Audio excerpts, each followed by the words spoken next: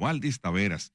Gracias, Waldis, por estar aquí con nosotros una vez más. Buenas tardes, un placer estar con todos ustedes. Yo toda la tarde estoy con ustedes porque lo tengo casi siempre en esos viajes. Sí, tengo que tenerlo y a veces hasta lo llamo. Sí, no, especialmente. Es cierto. Es cierto. Si nos llama, nos escribe sobre un tema que en el momento y nos arroja, pues, luz e edificación sobre los enfoques que estemos haciendo, siempre con mucho criterio. Waldis, tenemos que comenzar a revisar y hablar un poquito de esa situación que se dio en La Vega con la renuncia del alcalde Kevin Cruz, también la renuncia de la vicealcaldesa y lo que ha ocurrido después.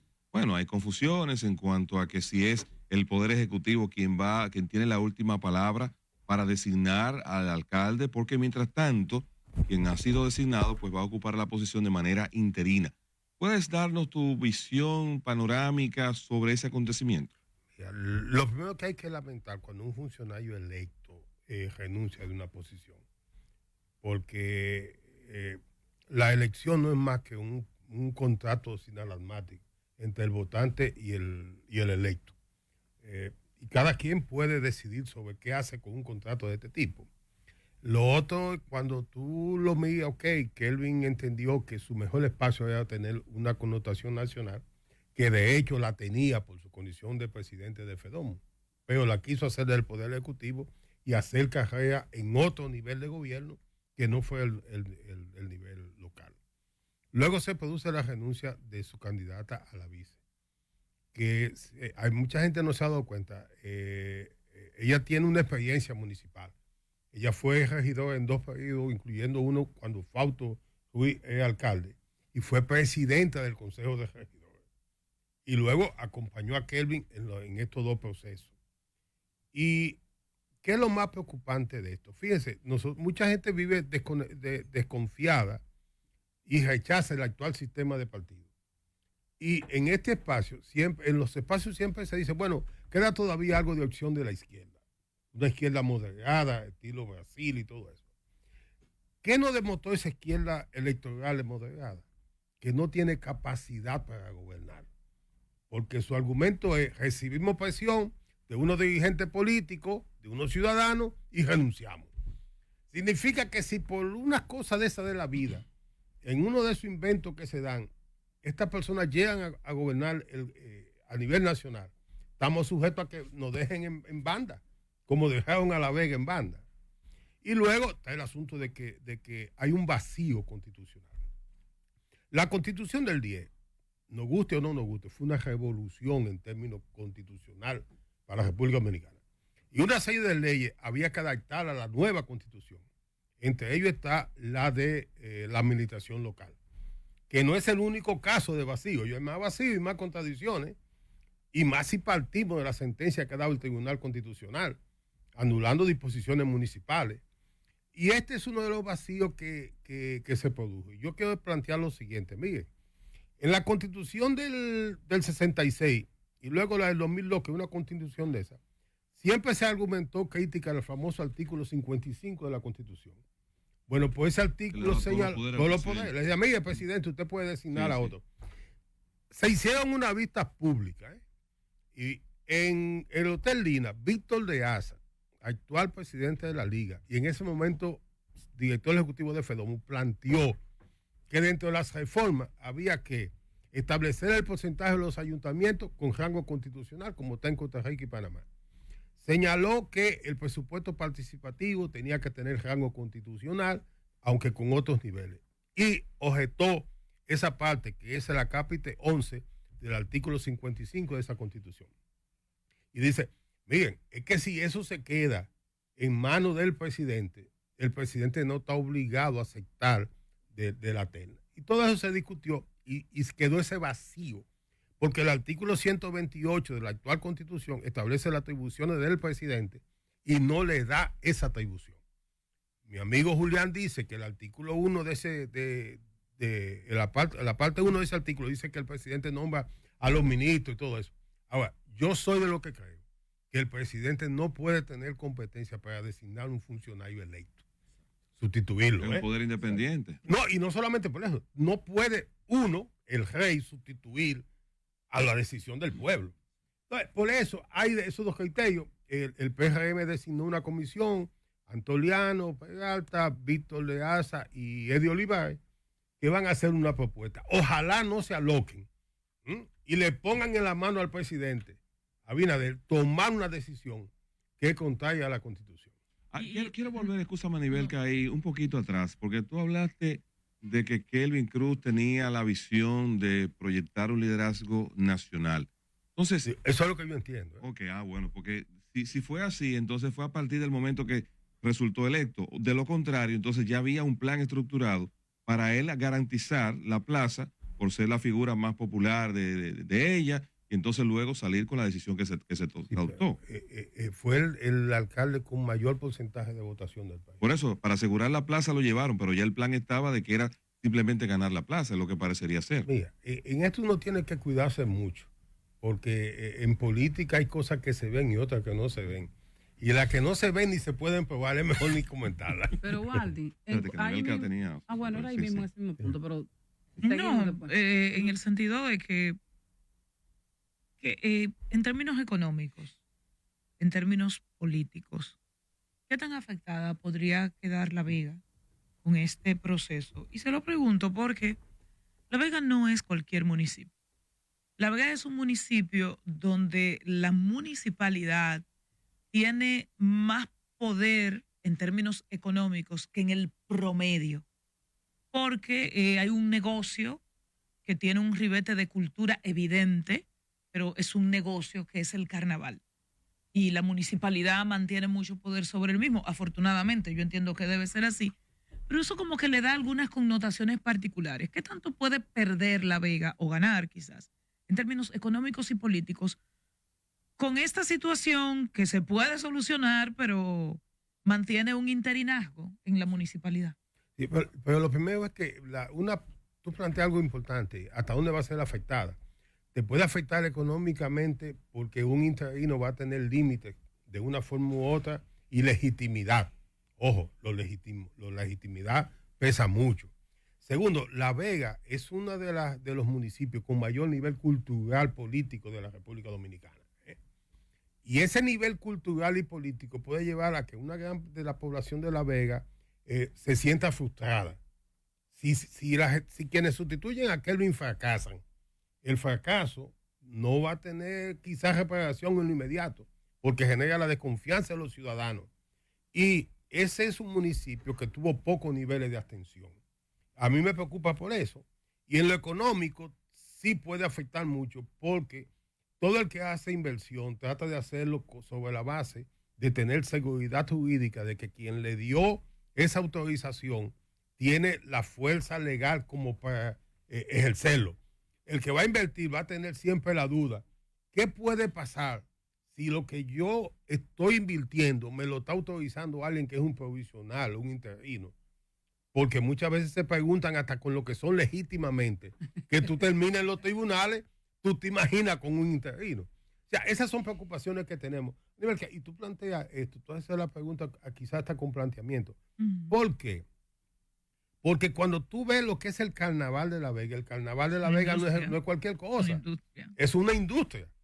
Y entonces ahí pudiera estarse, en el carnaval de La Vega se han generado conflictos que han terminado en los tribunales, conflictos de intereses económicos. De patrocinadores. Los patrocinadores se matan por patrocinar. Hubo una guerra entre las cervezas, por ejemplo. Claro, y la alcaldía, porque el alcalde o la alcaldesa preside el comité organizador. Claro. Y además hay otro aspecto. Ese carnaval se hace esencialmente en espacio de dominio público. Y el actual alcalde, el interino, es parte de una empresa. De una empresa con mucho poder en La Vega. El actual alcalde. Claro. Pero miren, ustedes están hablando y yo quiero seguir en Tú pareces como una animadora.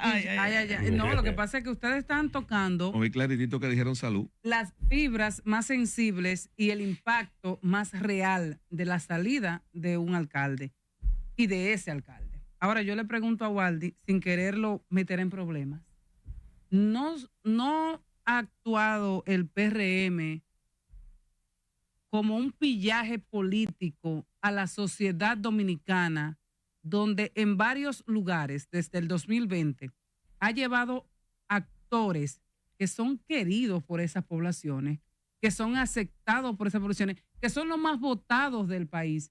Y sin embargo, en un tigueraje político, saca a esos incumbentes, los lleva a puestos de dirección o ministerios, y entonces deja a ese pueblo sin ese representante que tenía esa visión, y esa fue la visión que ese pueblo compró. No se trata de un pillaje político al pueblo dominicano, el que ha hecho el PRM.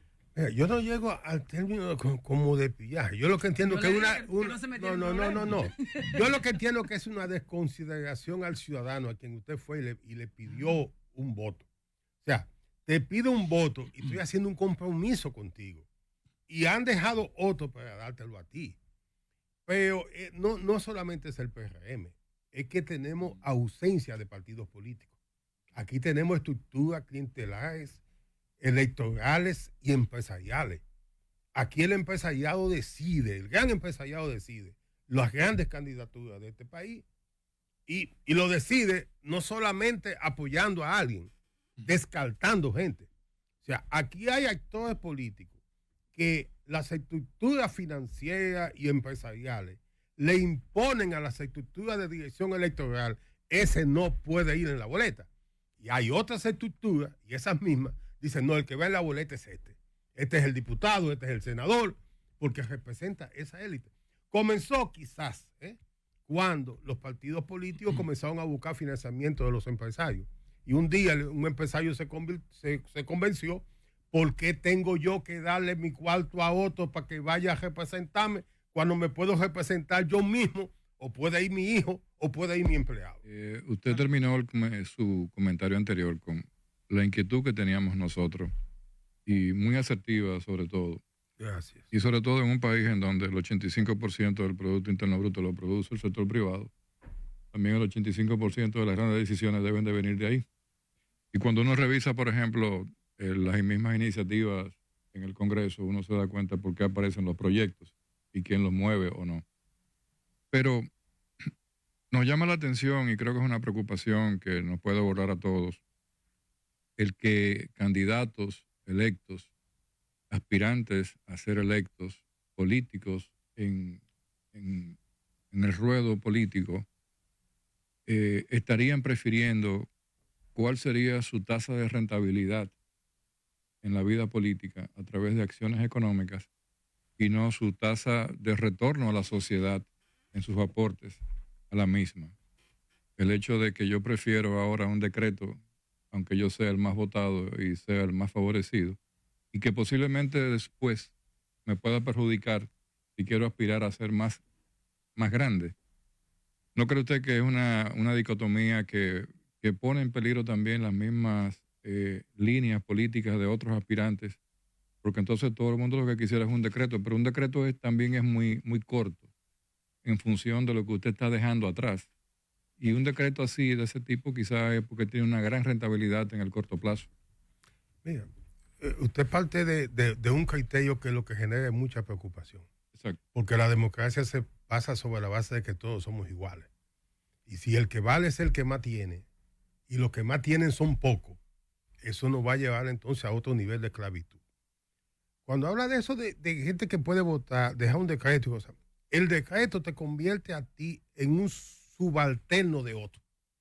El voto te convierte en un representante de una mayoría. Exacto. Y te da más niveles de independencia, más niveles de proponer y de luchar por el bien común, mientras que el que responde a un decreto está obligado a obedecer a quien le dio el decreto. Entonces, ¿por qué se produce eso?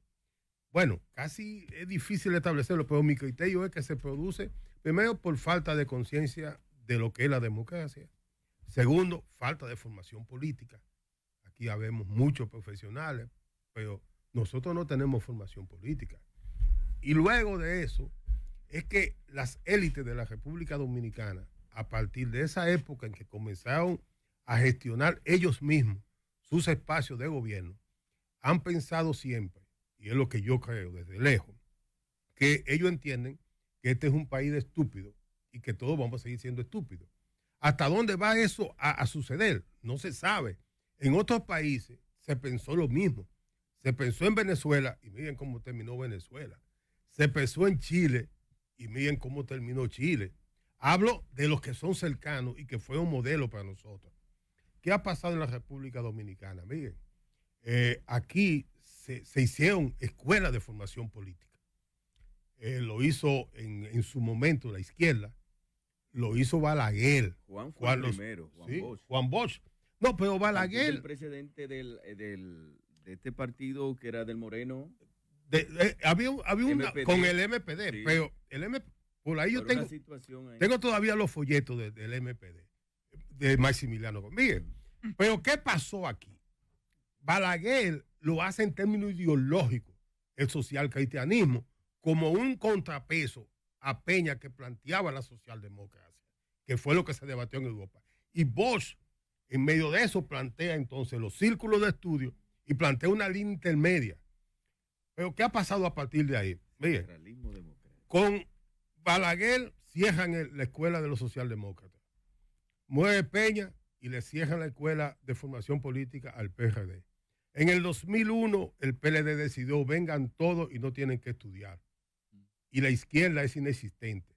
La formación política ha quedado en las academias. Y por eso los académicos son los que están gobernando.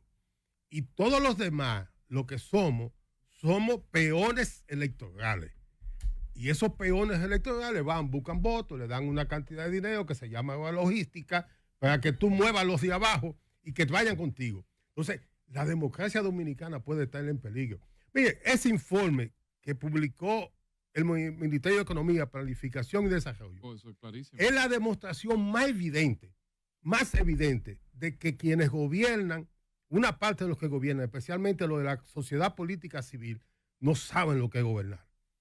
A mí me enseñaron, cuando me senté en un aula, mire, Carlos Dóvez Cabral, que Dios lo tenga en gloria. Dice, mire, el Estado es esto y el gobierno es esto. El que gobierna está obligado a promover todo lo bueno que entienda que está hecho y que ha aceptado. Coger lo malo y guardárselo para sí para tratar de superarlo. Le corresponde a la oposición criticar todo lo que está malo y hacer propuestas aunque no se puedan cumplir. Carlos Dóvez Cabral. Tú el que se sentó a estudiar con Carlos sabe que le decía eso. Ahora, ¿qué pasa con esto? El informe es muy bueno, pero señores, ese informe destruye al gobierno, al partido de gobierno. Pero aquí hay una oposición que tiene una semana con eso en la mano y no lo ha sabido explotar. No lo han leído. ¿Por qué? ¿Hay oposición aquí? No, digo los partidos. Okay. Pero ¿qué digo con esto? ¿Qué digo con hay esto? Oposición. ¿Y por qué yo lo digo? Y yo le agradezco a ustedes que me den la oportunidad de decirlo porque mucha gente lo oye.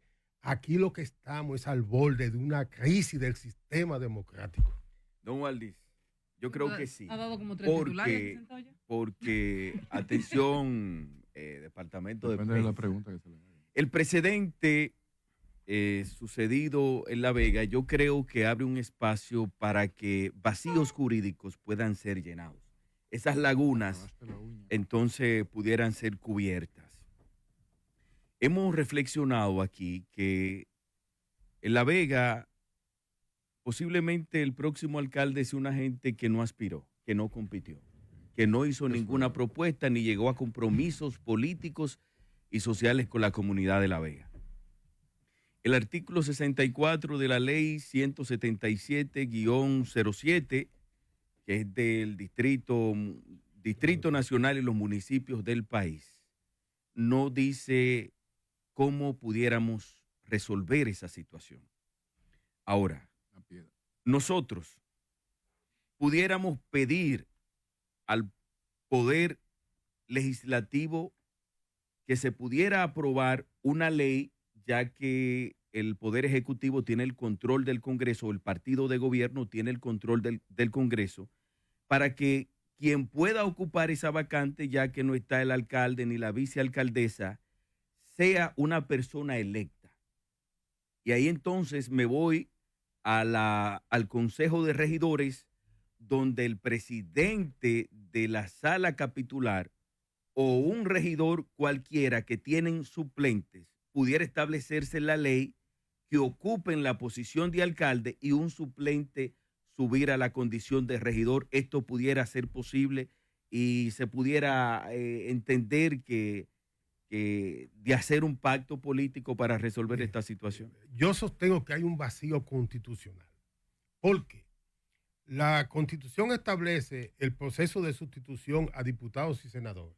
Dice una terna, artículo 71, creo, una terna que presenta el partido que presentó el candidato y lo escoge el órgano, que fueron sus ciudadanos electos. El presidente y vicepresidente, si pagan los dos, sustituye al presidente de la Suprema Corte por 15 días para que la Asamblea Nacional escoja al presidente o vicepresidente. Los otros funcionarios electos son alcaldes y regidores, directores y vocales, y la Constitución no estableció la forma de sustitución de estos funcionarios electos. Son los únicos funcionarios electos constitucionalmente que no tienen forma de sustitución constitucionalmente. La ley 176 quedó en un vacío y no lo señaló. Ahora, ¿qué yo creo? Si el PRM quiere salir institucionalmente bien y salvar la imagen de su presidente y la democracia, tienen dos opciones. Uno, que en esta reforma constitucional se incluya el mismo procedimiento que hay para diputados y senadores y para presidente y vicepresidente, para alcaldes y regidores. Dos, y ahí coincido contigo, aunque tengo dudas, que se promulgue una ley en la que se le ponga a ese artículo 64 esa misma coletilla. Ahora, ¿cuál es la pregunta? Y en eso tengo dudas. Si modificamos solo la ley, ¿se le podrá aplicar de manera retroactiva a algo que ya pasó? ¿O se va a ver? Dicen que si beneficia, ¿no? ¿Se le puede aplicar? Pero beneficia al que está, al que está bueno, sí, o cumpliendo condena. No tiene otro efecto. Ellos le dan pero en el término constitucional sí se aplica porque está la jurisprudencia de la Suprema Corte de Justicia de Contín Aybar, que conoció la disminución del periodo de gobierno del 94-98, cuando don Ramón Pina Acevedo lleva el recurso, la Suprema contesta y dice, no, podía reducirse y lo podía reducir el poder constitucional y por lo tanto es correcto. Pueden estar de acuerdo o no, pero eso es lo que hay hasta hoy. Cualquier otra salida puede ser irregular. Y en el caso de los regidores, mira, es que cuando se eligió al regidor, se eligió a una persona que no tenía funciones administrativas. Y esto sería cambiarle de que usted vino para una función legislativa y ahora de contrabando usted va a entrar a una función ejecutiva. Entonces, ahí yo creo ciegamente que lo mejor es que sean ternas que presente el partido que postuló a lo que se produce la vacante. Okay. Ojalá ellos lo puedan suplir. Por suerte, no tengo la facilidad de hacer propuestas, sí, pero aquí lo hago. Y la salvedad, yo no soy dirigente del PRM, yo soy un simple miembro del que ni renuncio, ni permito que mal me voten, ni tampoco que me callen. ¿Pero no te han consultado sobre ese particular? En el caso de La Vega no te han hecho una consulta. No. Pero qué extraño, porque la experiencia que tienes manejando... ¿Pero tú crees que es extraño que aquí desprecien la experiencia y la capacidad? Bueno. No, lo que pasa es que los órganos partidarios son bastante... Por eso mismo. Y eso envuelve porque, de hecho, aunque señalan democracia, en las estructuras políticas dominicanas no hay democracia. Hay dedocracia. Sí, pero cuando son temas municipales, usted va a ser el primero elegido. Bueno, me eligen ustedes, algunos ciudadanos que me llaman.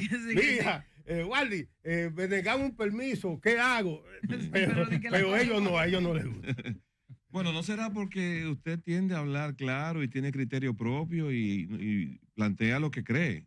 En la República Dominicana hay una pérdida de vocación a la disidencia y a la discusión. La discusión no es la norma. La norma es el yes man. Bueno. Y a eso también tú tienes que sumarle que en la dirección de las estructuras políticas dominicanas lo que hay es un sancocho, porque no hay ideología. Entonces, alguien viene que tiene su visión socialdemócrata y se mete en un partido social cristiano. Bueno, estamos aquí conversando con Waldi Taveras. Ya en la parte final de esta conversación nos quedó pendiente, entonces, Waldi, hablar un poquito de la ley de ordenamiento territorial. Se aprobó. Tenemos el caso, por ejemplo, del reciente accidente en Asua.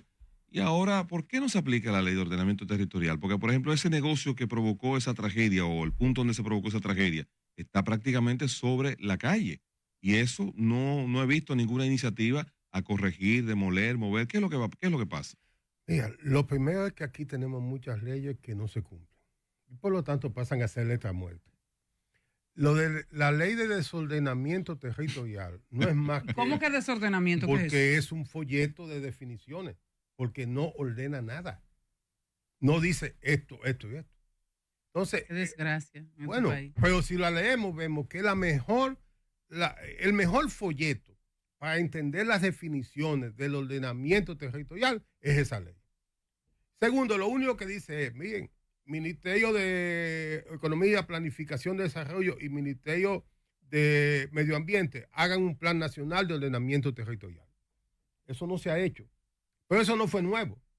La ley municipal del 52 decía que los ayuntamientos tenían que hacer un plan de ordenamiento territorial.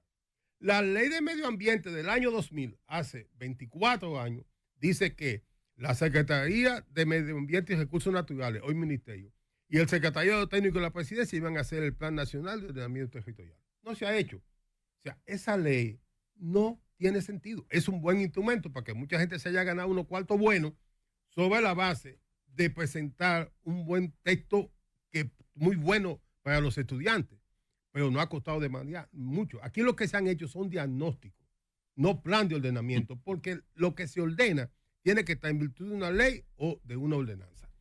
Waldi, yo voy a otro tema. Alcaldía de Santo Domingo Este dio a Astacio, acaban de decir el Consejo de Regidores o una de las regidoras que necesita que le expliquen más de 280 millones de pesos destinados a comprar chatarras, o sea, a comprar contenedores supuestamente para guardar la basura hasta que llegue el camión. ¿Qué opinión le merece eso? Ella dice que pensaban que eso era una donación, esos contenedores, pero ahora han descubierto de que fue una compra por 280 millones de pesos. Mira, yo no conozco la denuncia, pero vamos para el término general. Exacto. Si son 280 millones de pesos, tenía que estar en un presupuesto. Y ese presupuesto lo aprueba el Consejo. Si se pagó 280 millones, tiene que haberlo visado y autorizado un funcionario que se llama el Contralor Municipal, que esencialmente es un funcionario del Consejo. Por lo tanto, de ser cierto eso. Y de no haber pasado por ese procedimiento. Bueno, pero lo que digo es lo siguiente. Usted es regidor. Cuando yo fui regidor, a mí todos los meses yo iba donde Jocelyn. Jocelyn, dame la relación de pagos que se han hecho. Y lo confrontaba con el presupuesto. Y podía decirle a Roberto Salcedo, mire, ya usted no puede rezar más de esa cuenta, que ya esa cuenta llegó a su total. Entonces lo que digo es que lo que tenemos es falta de control. Roberto, a usted como que le cortaba mucho los ojos de vez en vez, ¿verdad? No, yo voy a confesar lo siguiente. No. Miren, Roberto y yo teníamos... El Soberto está desapareciendo. No, teníamos excelentes relaciones con diferencia. Y lo llamaba y me contestaba las llamadas. Podía pasarse 1 hora, 2 horas, o a veces hasta el otro día, pero me contestaba. Teníamos diferencias y coincidencias. Sí. La primera fue en la primera rendición de cuentas de Roberto, y está todavía en YouTube. Se presentó un debate porque yo me le pagué y le dije, mire, usted nunca ha venido aquí, usted tiene que oírme. Y le dije muchísimas verdades. Okay. Algunas están hoy, otras se han superado, pero están ahí. Mira, la iluminación pública no existe, solamente un poco en el polígono central. O sea, y así pasa en todas las ciudades, no es la capital. ¿Y qué aplicaría para el alcalde Dio Astacio o la administración del ayuntamiento de Santo Domingo Este si se comprobase de que esos 280 millones no pasaron por el Consejo de Regidores? Porque es una regidora, dice, nosotros pensábamos que eso era una donación, no que era. O parece que después que están instalados es que le quieren llevar el contrato. Hay dos cosas. Primero, el Consejo no tiene que aprobar contrato.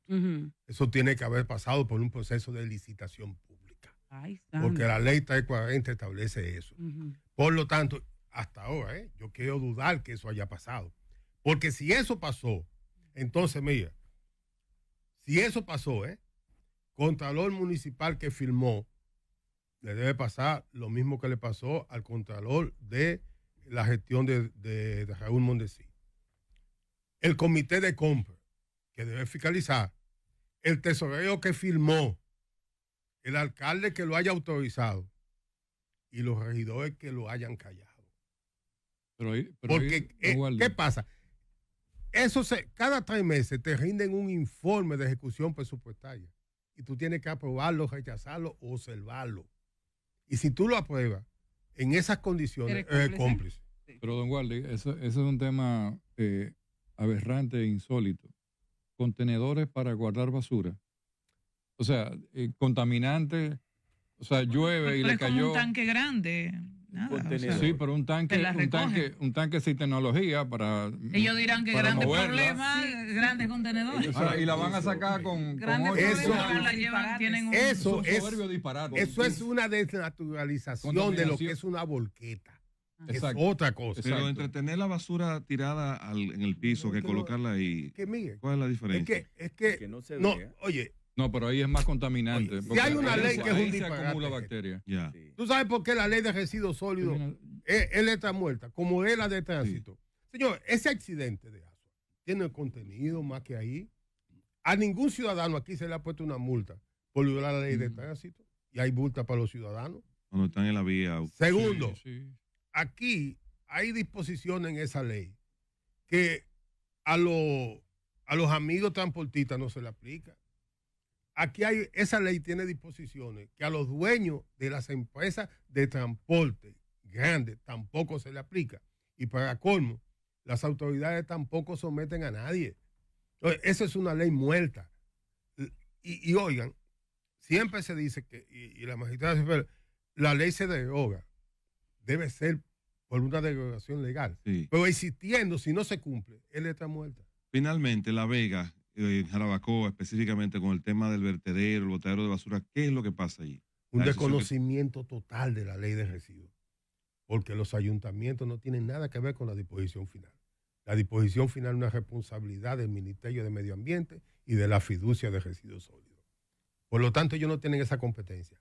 Pero aquí tenemos otro problema, que esa ley no se puede aplicar porque ordena que se haga un plan nacional que no se ha hecho, no lo ha hecho el Ministerio de Medio Ambiente, y unos planes municipales que tienen que partir del plan nacional, que constituye también una aberración, porque me quieren comenzar por la cabeza y no por los pies. Yeah. Entonces, creo que no me explico cómo la Dirección de Compra y Contratación admite que le llegue un expediente para que una institución esté gestionando una contratación de algo que no es de su competencia. Entonces, eso me demuestra a mí que estamos en un estado en condiciones muy precarias, en términos de cumplir las normas del propio Estado. Bueno, es muy grave eso. Don Wallis, gracias por esta conversación. Vamos a seguir en contacto. Gracias a ustedes.